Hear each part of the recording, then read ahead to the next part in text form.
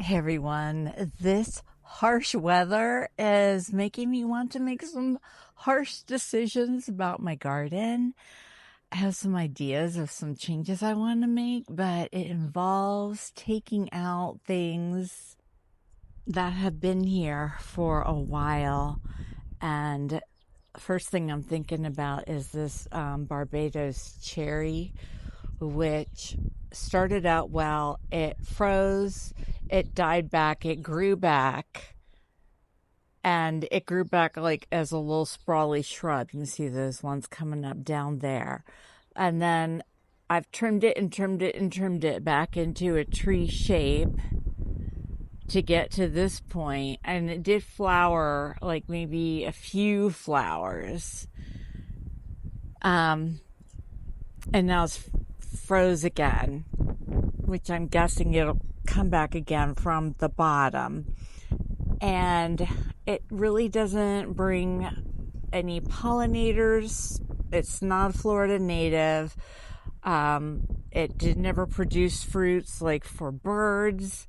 I'm thinking I'd rather have this space opened up for my pentas garden to spread back deeper and take this tree out. You guys, but I feel terrible. I feel terrible taking things out that are alive. But I also have to think this is my butterfly garden, and things in this garden need to serve a purpose for a wildlife. And if I could replace something with something that's going to perform better and provide more for my local ecology. Do you hear myself trying to convince myself? The other plant I'm thinking about taking out is up front here on the corner of my shade garden, which is looking a little bit dastardly right now, is this hibiscus. This is a variegated leaf hibiscus that gets these pretty light red flowers on it. I have never seen butterflies or bees or anybody go after these flowers. They much prefer the natives that I have in my garden. And this isn't a prime real estate spot right here. And I'm thinking about taking it out and planting this little elderberry that I have had in a pot, and look at how beautifully it came through the freeze. Elderberry likes full sun to part sun, and it has these little white flowers. It can form like a 15-foot little tree. I kind of think it would probably shape like a crepe myrtle sort of thing. The only thing about it is it will send out oh my gosh, everything leaves my brain when I want to say it. Those underground roots that spread, and it can create a thicket.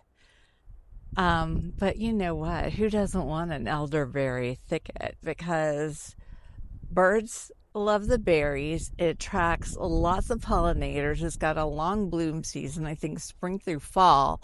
So the only thing I'm thinking now is, that will work well down where that Barbados cherry tree is too.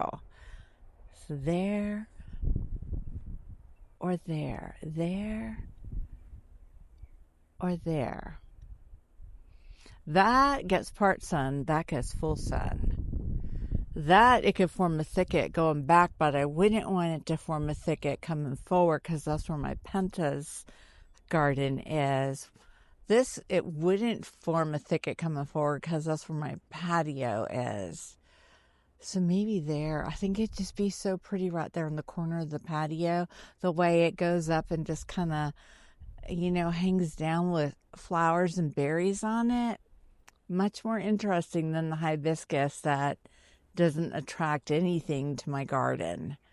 I still feel bad taking it out though, but I think you guys get it. Did I say elderberries? Elderberry's a Florida native. It's a Florida native. I don't know if I said that, but I like that about it too, because the hibiscus is not. And replacing a non-native with a native always gets extra points, right? I'm still trying to convince myself. I think I'm going to do it though, especially with the hibiscus. The Barbados cherry, I mean, that little thing, I've done so much to keep it alive. It's like, I don't know if I'm ready to give up on it yet. It doesn't take up much space. It just kind of sits there like, here I am. I made one flower. So I don't know, but I do feel fine about taking out the hibiscus. Maybe I'll do that one first. Okay, so another thing I'm working on, I'm taking everything out of here, like all the pots, everything's going to move out except what's in the ground. I'm just going to leave it be till I can trim it back. But I did take up the legs, see them stacked up back there, off of my low raised planters, and I set them back around my sweet almond tree.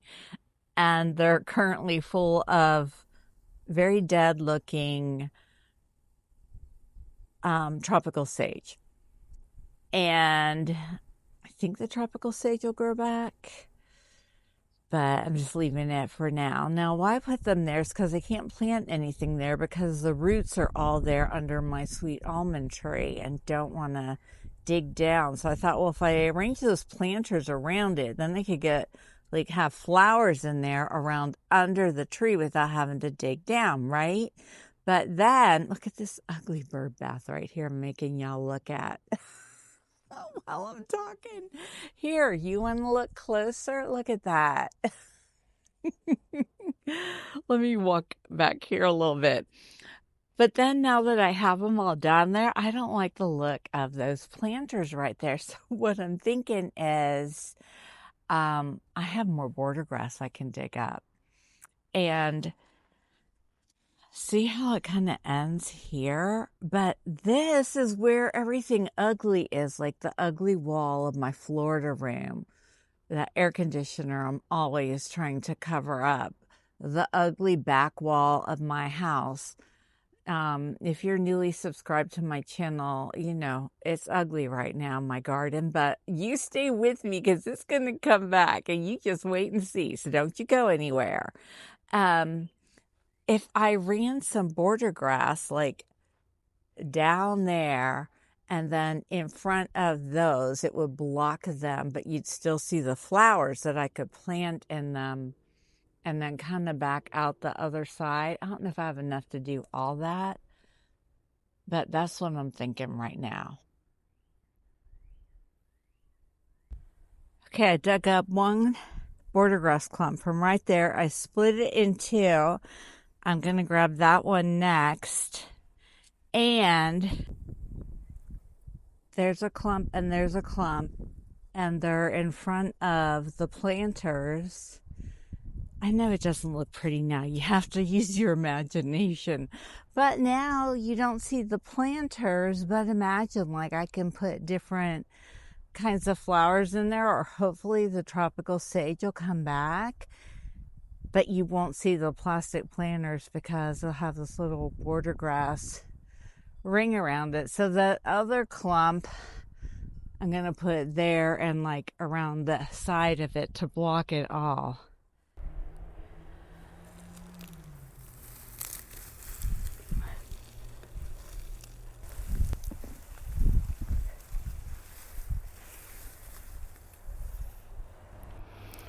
Okay, so from back over here, oh my gosh, that looks so good. I love it.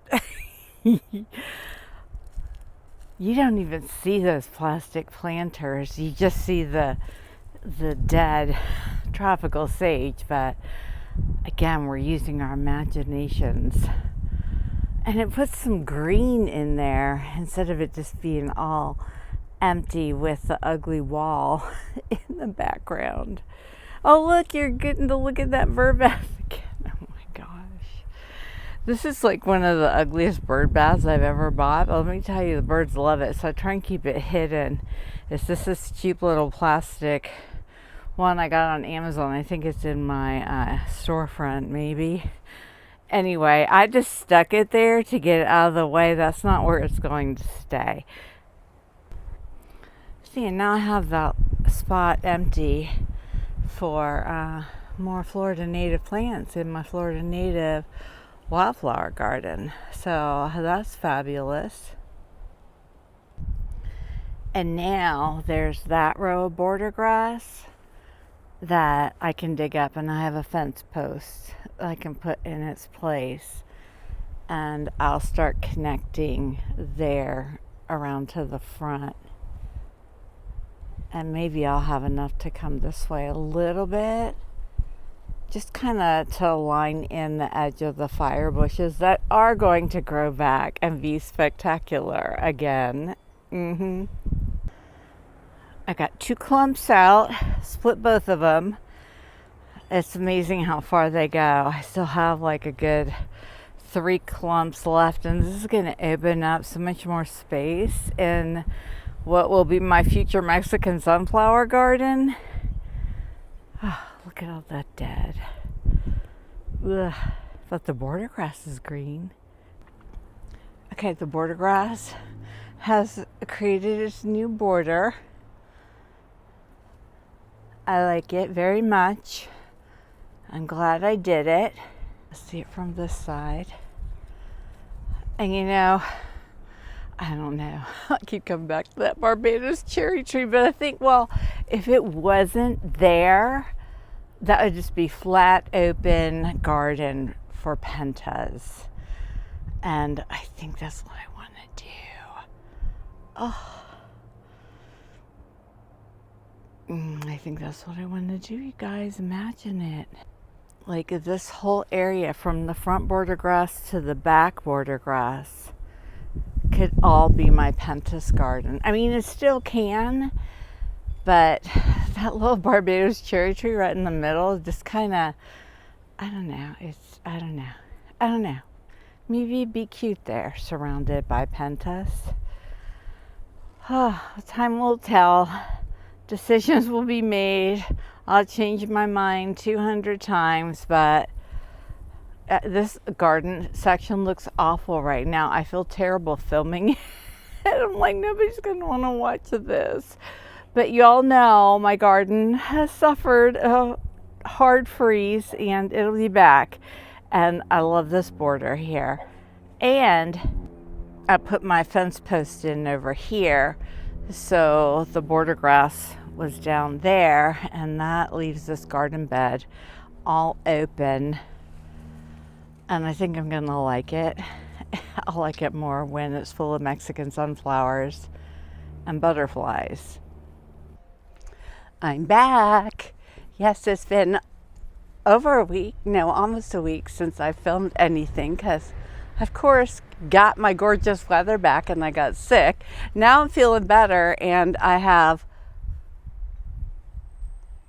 overcast clouds with some blue sky, but it's like, okay, so being sick is awful, y'all.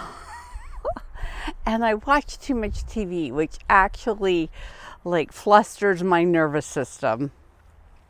And I'm just so glad to be at my garden filming today. I have a couple of things that I did. I'm not working on any big projects, and I'm just going to show them to you real quick, and we're going to wrap up this video, and I'm hopefully going to get it up for you tonight. So, okay, I'll start down on this end. And y'all, I've got a lot of new subscribers recently, and that's fabulous. So if you're new here, welcome. My name is Susan. I garden vlog style, Florida Zone 10A butterfly garden.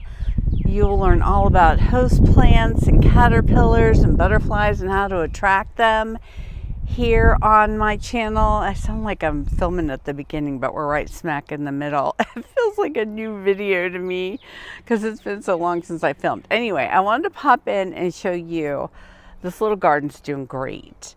This is where I gathered together as many nectar plants as I could for butterflies. I have seen a few butterflies, mostly sulfurs. I saw a monarch the other day. It just flew over and went off on its merry way. Of course, because why would you stop here? I mean, does this look like a butterfly garden? Not really, but it will, again, So I've taken some of my little Mexican sunflowers that I grew from seed, and I put them in these pots with the cloche over them so nothing can eat them, because it was a problem last year. In the spring, I had things eat my Mexican sunflowers, my zinnias, and all my milkweed down to nothing. So they're safe and protected. They're very happy in there. And I'm going to keep doing the same thing with the little pots and just add more and more of them, and we'll see how that goes. I just love that they're there. I have not cut anything back. The Barbados cherry tree is still there, but I think I'm gonna chop it back to the ground and let it shrub out, like my little wafer ash I showed you before. This little wafer ash that does have a little bit of frost freeze damage. I thought it was dead. So this was the pot it was in. It was just sitting back here, and all of a sudden this started growing out of it, and it's no longer looking like a tree. It's growing like a shrub, which I actually love. So that's probably what'll happen with the Barbados cherry, because the last time it died in a freeze, it grew back a lot of growth out of the base. So if it's going to come back, that's where it's going to come, and then I'll just let it be there and be shrubby.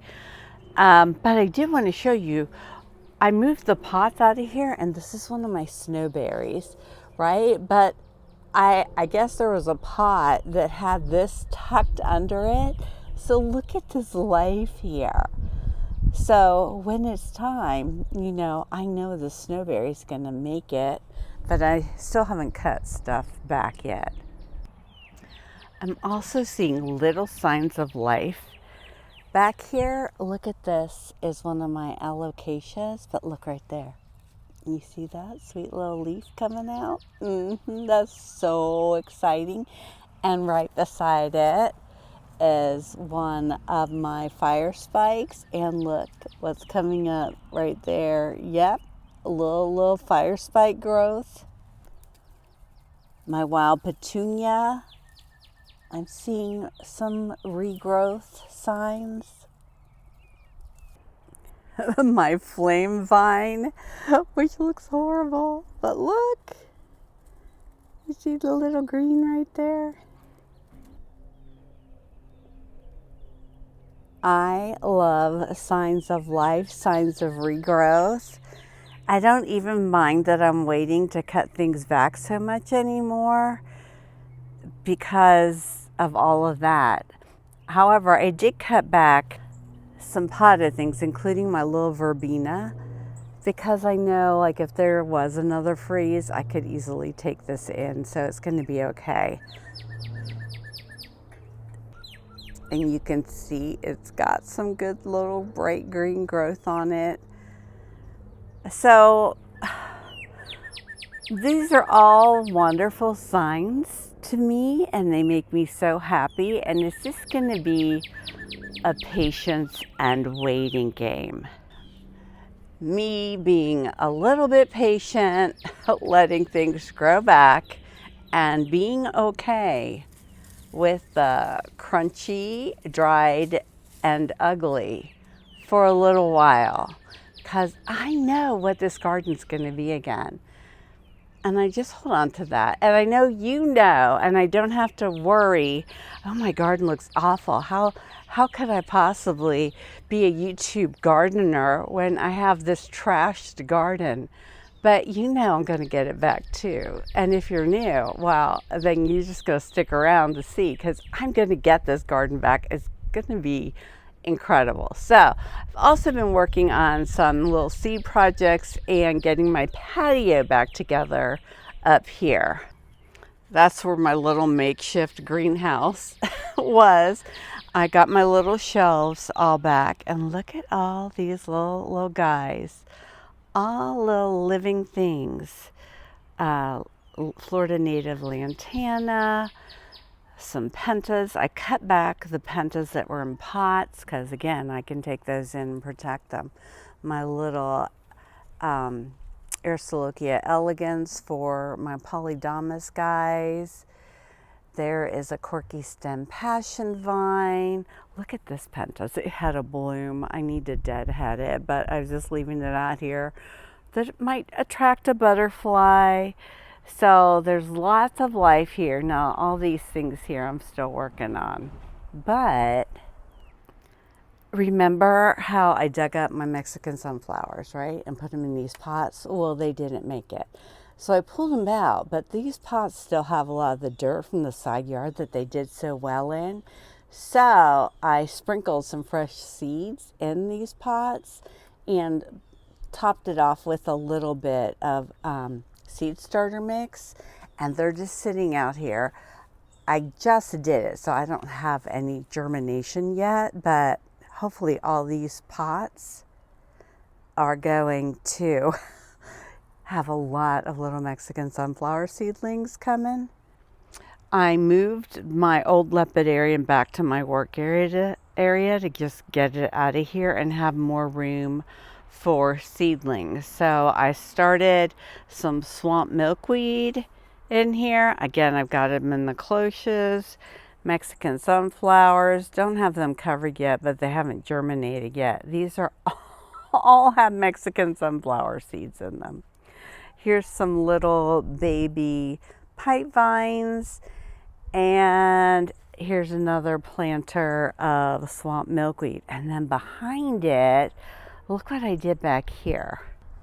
That new pipe vine I got, I've got it in a pot. Haven't planted it yet, but I'm going to. And I put a trellis in behind the pot, and so it can just grow up here, and it'll be right here, easy to access, get cuttings from, collect eggs from.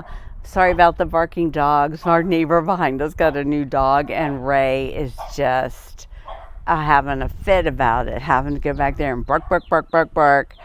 And anyway, it's just going to be background sounds of cute dogs doing what they do. So I love this here to the point that I want to do another one. See that little concrete stack there? I want to put another of the same type of pot and put it over there with the trellis so it'll be even, and probably get some more of this, which I don't have, which is the macrophylla. But I did get some seeds from a seller. I think it was on eBay. Here's the seller, yeah. So I have some of the seeds for that, and hopefully some of them will germinate, and so I'll have more of that growing too. I've also got some seeds started out here in this raised planter, and again, I just recently put them out here. I think these are all balloon milkweed, and there's a few coming up. And then these are some cow peas that aren't doing anything, but look at the moss verbena. So hopefully they'll keep growing. I would love to have more of that. Some more swamp milkweed seeds. And who are you? Oh, cut and come again zinnias. So again, I just put them out, so we're not getting action yet. So, you know, it kind of looks like I did a lot. I really didn't. I would just come out and like set up one little tower and put some plants on it, and then go lay down. I'd come out and I'd repot a few things and put them out here to grow. Start a tray of seeds and put them out here, because those are quick, easy things to do. But it just made me feel like I was moving and doing something for my garden. And you know, the sooner you get seeds started and plants up potted, the faster they're going to grow. So the last thing I want to show you is this little cool design I'm trying for my rue. And I can't say enough how much I love these little wire shelf things. And so I have put them around the bottoms of plants before. But this time, look at this. I completely enclosed my rue. It's got a top. And so why is because, well, first of all, this is a host plant. The caterpillars I get on this are eastern black swallowtails. It's a host plant to giant swallowtails too, but I have yet to find eggs on my rue. The giant swallowtails go for the wild lime trees in my garden. So what I was thinking is that, well, wait, no, I'm not done. I have more I want to say. Last year, I brought in a lot of eastern black swallowtail caterpillars, but they didn't all make it to become butterflies. I had a lot of Black Death and viruses come through, and they're really susceptible to it. So them and the Gulf fritillaries. So what I thought was, well, the female butterfly can still get access to these plants and lay eggs, right? The butterflies can even get in and out of here if they wanted to, and they would be fine. And then I have these ones over here that are out in the full open. But if there were caterpillars and like I stuck them in there, birds couldn't get them. And lizards could still get in there. But, you know, it just kind of mushes the plant together so it will keep them hidden more and give them more protection. And also, like, look how tall these are. They were all, like, this one here was laying. It was all over into this. I even got this one with just one level just to get it all upright. And so I'm hoping we're going to start getting some more growth out from lower. But I think they look really cool. Like they look like, I don't know, I like it. So even though lizards could still get in there and get the caterpillars, and ants could still get in there and get the eggs, it's better than no protection, because I really don't want to raise a lot of them. I'd rather my garden raise them and I just bring in a few, if that, because they're really cute caterpillars and they're fun to photograph. And it'll be harder to photograph with them in here. And even if, what was that? Oh, moss. A chunk of moss just fell on the tree there. Even if they pupate in here, a butterfly's going to be able to get out of this, no problem. So it'll add protection for the chrysalis too, which I don't know. We'll see how it goes. But regardless of that, I think it looks cool. Let me back up a little bit so you can see from further back. It's just kind of neat looking. So that's my little thing I'm trying. I love these clip together shelves. I use them for so many gardening things. As a matter of fact, I'm considering building more of these. See how they're tiered, like stair steps, and using a lot more things like this down in my pentas garden. That's where that Barbados, I want to say Bahama cherry, Barbados cherry tree is down in there, to get some more structure and lift, stadium seating for plants. I've done it before. I love it. I love what look it gives a garden. And anyway, and I say I hate assembling things, but funny thing is, I don't mind assembling things if I'm building it freestyle, right? I don't like assembling things where I have to follow directions. If I'm creating it in my head, that's fun. But following somebody else's directions, no, I don't like it. And when I was teaching, like, that was one of the most frustrating things to me, is because I was creative and I would create lessons, especially in science. Oh my gosh, there's so many fun things you can do. And they literally, like, they had these people in the county who wrote up plans, and they wanted us to sit and like do word for word. I heard this year at the beginning of the year, they wrote up plans for the reading, and they had people come in, and if the teachers weren't reading from the script, that they were like in trouble, and then the principal will be mad at you because you made them look bad. It's just like, that was just one of the reasons why I had to get out. It's like, you're a trained professional. What's the point? They could just pull anybody in and say, here, sit there and read this to these people. And when it says to play this video, just hit the button. No. Okay, that's my little piece. I have more pieces. You want to hear more pieces? We're at the end of the video. Why not?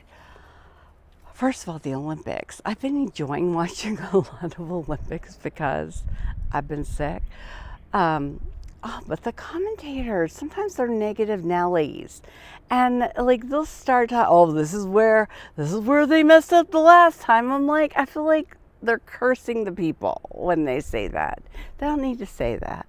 They should say, oh, I hope they do really well this time.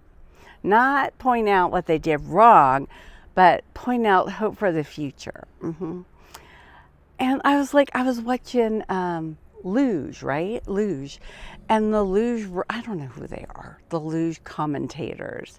They're always speculating.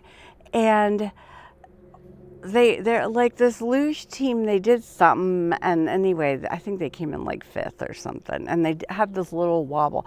Oh, they're gonna regret that. If they hadn't done that wobble, this would have been their best. But that one little wobble held them back. And I'm watching the luge team come in. They're smiling. They're having the time of their lives, enjoying the experience. They had a great run. They are happy. And then there's the negative Nelly commentators. It's like, stop it. There's time for negative Nelly, but not all the time. Just a little bit, tiny bit. Like me right now, I'm being negative Nelly. Oh my gosh, somebody stop me. Okay. Is there anything else I wanted to show you? Oh, I don't think so. So I bought some plants. I ordered an online order to get some flowers in here for butterflies. So that'll be coming up. I have lots of projects I want to do. They'll be coming up, so stay tuned. Tap the like button. Talk to me, because I'm bored out of my mind in there when I'm resting and drinking lots of fluids and water. And I love hopping on and responding to your comments. So say something.